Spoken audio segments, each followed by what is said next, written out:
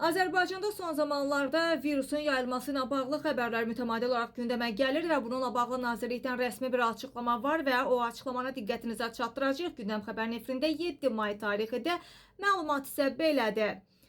Hazırda Azərbaycan ərazisində hantavirus infeksiyasına şübhəli və ya təsdiqlənmiş yoluxma halları qeydə alınmayıb. Bu barədə Yeni Sabaha açıqlaması zamanı Səhiyyə Nazirliyi nəzdində fəaliyyət göstərən xüsusi təhlükəli infeksiyalara nəzarət mərkəzindən məlumat verilib və sözü gedən məlumatda qeyd olunub ki, bu virus ölkəmiz üçün endemik hesab olunmur və mövcud epidemioloji vəziyyət virusun yayılma riskinin aşağı olduğunu göstərir. Belə ki, hantavirus əsasən siçan və digər gəmicilərin sidiyi, nəcisi və tüpürcəyi ilə təmas zamanı yoluxa bilər ki, və bu səbəbdən də risk daha çox gəmiricilərlə sıx təmasda olan yerlərlə mövcud ola bilər. Qeyd eləyək ki, Səhiyyə Nazirliyi profilaktik məqsədlə əhaliyə bir sıra sadə gigiyenik qaydalara əməl eləməyi xüsusilə tövsiyə eləyib. Belə ki, yaşayış və iş yerlərində sanitar gigiyenik qaydalara riayət eləmək, gəmiricilərin məskunlaşmasının qarşısını almaq və mütəmadi deratizasiya